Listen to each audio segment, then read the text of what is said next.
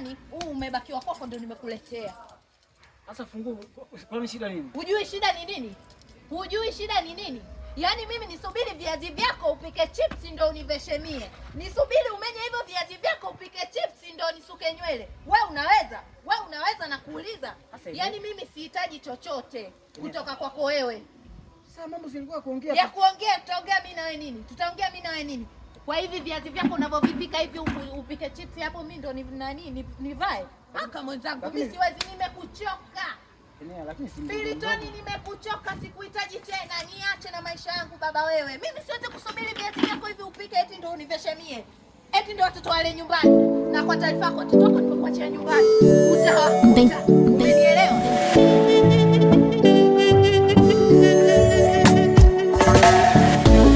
Kama hapo nikiongea ndo nikanaga na maneno. Nachoka mimi baba, tunachoka mimi. Benja B. Kuliko kubaki kung'ang'ania mara mia ni kuache uende. Umepata wanaochenji gia, umechoka unga za wenge.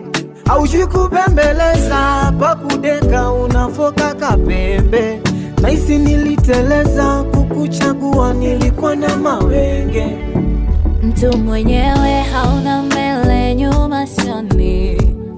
Swa kisigeno, swa kati, swa usoni.